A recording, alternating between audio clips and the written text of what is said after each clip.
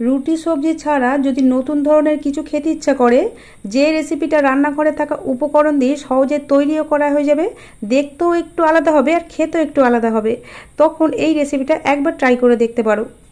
দারুণ স্বাদের এই রেসিপিটা সকালের ব্রেকফাস্টে, বাচ্চা বা বড়দের টিফিন বক্সে অথবা রাতের ডিনারের জন্য বানিয়ে নিতে পারো। নমস্কার বন্ধুরা, বেঙ্গলি ওভেনে তোমাদের সবাইকে স্বাগত জানাই।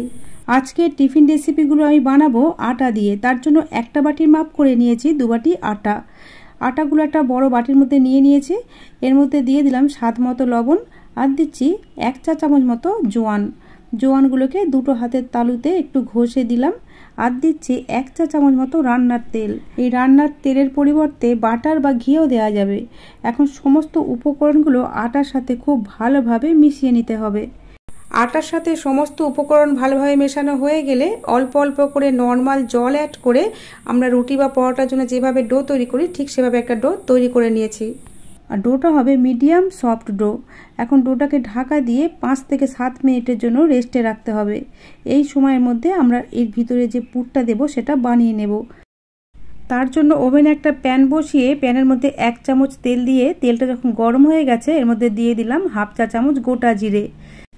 জিরেগুলোকে একটু নাড়াচাড়া করে ভেজে নিয়ে এর মধ্যে দিয়ে দিচ্ছি একটা কুচানো কাঁচা লঙ্কা। কাঁচা লঙ্কাটা তোমরা তোমাদের খুশি মতো কমিয়ে বা বাড়িয়ে দেবে। কাঁচা লঙ্কাটা হালকা করে ভেজে নিয়ে এর মধ্যে দিয়ে দিলাম গ্রেট করা আলু। আমি আগে থেকে একটা বড় সাইজের আলুকে সিদ্ধ করে খোসা ছাড়িয়ে গ্রেট করে রেখেছিলাম। আলুটাকে এখন মিডিয়াম ফ্লেমে অনবরত নাড়াচাড়া করে একটু ভেজে নিতে হবে। অল্প একটু ভেজে নিয়েছি। এখন এর মধ্যে দিয়ে দিচ্ছি 1 টেবিল চামচ মতো গ্রেট করা আদা। এই আদাটা তেলে ভেজেও আমরা দিতে পারতাম, কিন্তু আলুটাকে একটু ভেজে নিয়ে যদি আদাটা এখন দেওয়া হয় তাহলে পুরের মধ্যে আদার ফ্লেভারটা খুব সুন্দর আসে। আদাটাকে আলুর সাথে একটু ভেজে নিয়েছি। এখন এর সাথে কিছু গুঁড়ো মশলা অ্যাড করব। প্রথমেই দিয়ে দিচ্ছি 1/2 চা চামচ হলুদের গুঁড়ো, আর দিচ্ছি চা চামচের 3 ভাগের 1 ভাগ লাল লঙ্কার গুঁড়ো, সাথে দিলাম 1/2 চা চামচ ভাজা জিরে গুঁড়ো। এখন সমস্ত মশলাগুলোকে আলুর সাথে খুব ভালোভাবে ভেজে নিতে হবে। আর ফ্লেমটাকে কিন্তু এখন মিডিয়ামে রাখতে হবে। বন্ধুরা দেখো, সমস্ত মশলাগুলো আলুর সাথে খুব ভালোভাবে ভেজে নিয়েছি। এখন আমরা এর মধ্যে দিয়ে দিচ্ছি স্বাদ মতো লবণ। এই লবণটাকেও আলুর সাথে খুব ভালোভাবে মিশিয়ে নিলাম।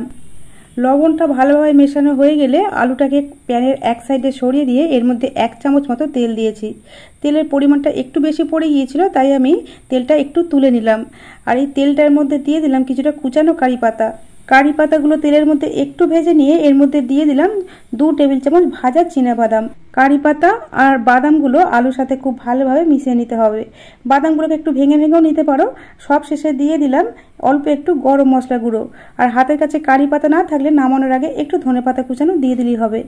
সব কিছুকে আলুর সাথে খুব ভালোভাবে মিশিয়ে আমরা এবারে গ্যাস থেকে নামিয়ে নিলাম।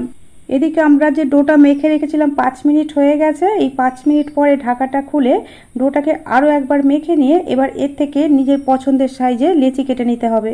লেচিগুলো কাটা হয়ে গেলে কিচেন বোর্ডের ওপর একটু তেল মাখিয়ে নিচ্ছি। আর ওই তেলটাই বেলুনের মধ্যে একটু লাগিয়ে নিলাম যাতে আমাদের বেলতে সুবিধা হয়। এখন তৈরি করা লেচি থেকে একটা লেচি নিয়ে এইভাবে বেলে নিতে হবে। আর লুচির মতো পাতলা করে বেলতে হবে, তবেই কিন্তু খেতে খুব ভালো লাগবে। বন্ধুরা দেখো, আমি লুচির মতো পাতলা করে বেলে নিয়ে এবার আগে থেকে তৈরি করা পুরটা এই লুচির মাঝখানটায় দিয়ে দিচ্ছি। একটু গোলাকৃতি করেই দিতে হবে পুরটাকে। পুরের পরিমাণটা তোমরা তোমাদের খুশি মতো কমিয়ে বা বাড়িয়ে নিতে পারো। এখন আমি কিভাবে ফোল্ড করছি একটু খেয়াল করো বন্ধুরা। এইভাবে 2 সাইড দিয়ে ফোল্ড করে দিতে হবে। আর নিচে যদি মনে হয় যে পুরের পরিমাণটা একটু বেশি হয়ে গেছে তাহলে একটু কমিয়ে নিতে পারো। আমি একটুখানি পুরটাকে কমিয়ে নিলাম, তাহলে আমাদের ফোল্ড করতে সুবিধা হবে। ওপরের দুদিকটা ফোল্ড করা হয়ে গেলে নিচের অংশটা এইভাবে ফোল্ড করে দিলাম। আর যেহেতু আটা দিয়ে তৈরি করেছি তাই ফোল্ড করার সময় কিন্তু কোনো রকম জল না দিয়েও খুব ভালোভাবে সিল হয়ে যাবে। তেলে ভাজার সময় খুলে যাবার কোনো সম্ভাবনাই নেই। তবে আটার পরিবর্তে যদি ময়দা দিয়ে তৈরি করো তাহলে কিন্তু এই ধারের অংশগুলোকে আঙুলের ডগা করে অল্প একটু জল দিতে হবে, না হলে কিন্তু ভালোভাবে সিল হবে না আর ভাজার সময় খুলে যাবে। প্রথমে আমি 2টো টিফিন বানিয়ে নিয়েছি, কারণ প্যানের মধ্যে একবারে 2টোই ধরবে। বাকিগুলো ভাজতে ভাজতে তৈরি করে নেব। এখন এগুলোকে আমরা ভেজে নেব। তার জন্য ওভেনে একটা প্যান বসিয়ে প্যানের মধ্যে 2 বড় চামচ তেল মিডিয়াম গরম করে নিয়েছি। তারপর তৈরি করে রাখা রেসিপি দুটো এর মধ্যে দিয়ে দিয়েছি। তোমরা যারা একদমই তেল খেতে পছন্দ করো না তারা রুটি সেকার চাটুতে রুটির মতো করে উল্টে পাল্টে একটু সেঁকে নিলেই হয়ে যাবে, বা অল্প একটু তেল ব্রাশ করেও ভেজে নিতে পারো। যেভাবেই তৈরি করো না কেন পুরটা যেহেতু সুস্বাদু হয় তাই খেতে খুব ভালো লাগে। আর এই টিফিন রেসিপিগুলো ভাজার সময় ফ্লেমটাকে মাঝারিতে রাখতে হবে। উল্টে পাল্টে নিজের পছন্দের কালার করে ভেজে নিতে হবে। দুদিকটাই গোল্ডেন ব্রাউন কালার এসে গেছে। এখন আমরা প্যান থেকে প্লেটের মধ্যে তুলে নিচ্ছি। দেখি বুঝতে পারছো বন্ধুরা কতটা মুচমুচে আর লোভনীয় হয়েছে।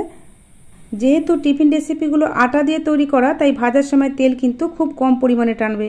আমরা যে পরিমাণে তেল নিয়েছি আমাদের 7টা লেচি কিন্তু ভাজা হয়ে গিয়েছিল।